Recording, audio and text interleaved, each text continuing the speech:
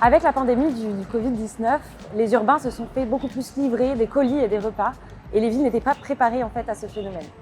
Nous avons souhaité expérimenter une solution qui permette de répondre à ces enjeux entre le mobilier urbain et l'immobilier logistique. Cette expérimentation en fait, est caractérisée par le déploiement de micro-hubs qui permettent de faciliter la livraison du dernier kilomètre, voire des derniers mètres, la livraison que l'on va faire à vélo ou à pied. Alors ces micro-hubs sont des objets hybrides entre l'immobilier classique de la logistique, les grands entrepôts qu'on voit au sortir ou à l'entrée des villes, et le petit mobilier urbain qu'on voit dans l'espace public. C'est une réflexion d'urbanisme tactique, c'est-à-dire qu'on a un objet qu'on va positionner à un endroit, mais qu'on va peut-être pouvoir déplacer, qu'on va peut-être pouvoir agrandir ou enlever si ça ne fonctionne pas. Donc on est parti de la brique la plus répandue dans l'espace public, celle d'un stationnement, d'une place de parking de voitures. Et donc on a dimensionné cet objet sur cette base-là, en se disant qu'il pouvait s'assembler demain, si on a besoin, pour devenir un peu plus grand. Là, au niveau de mon pied, là, je suis à 18. L'idée, c'était d'utiliser plutôt des matériaux biosourcés. Donc on s'est très vite orienté vers le bois, du robinier.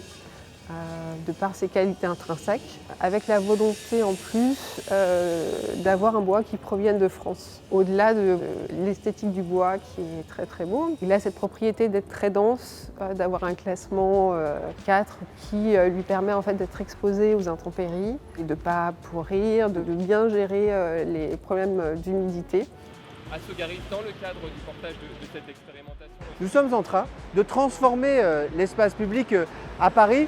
Nous avons annoncé la transformation de la moitié des places de stationnement hier dévolues à l'automobile ou à des véhicules motorisés, aujourd'hui et demain, qui vont être affectés à d'autres usages, mobilité douce, nature, mais aussi des usages essentiels comme la logistique urbaine.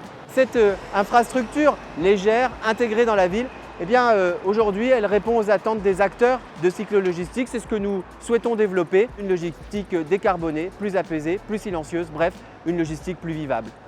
Ce type d'équipement logistique, il doit bénéficier aux acteurs de l'économie sociale et solidaire, c'est-à-dire des acteurs qui s'engagent pour une économie où les salariés sont bien rémunérés, où ils ont des conditions de travail qui sont décentes. Il faut penser ce type d'équipement logistique comme un équipement total qui répond à des problématiques environnementales mais aussi sociales. À l'issue de l'expérimentation et des 1 an d'expérimentation, nous ferons un bilan et si celui-ci est concluant, l'objectif est de pouvoir déployer ces micro-hubs sur l'ensemble du territoire parisien.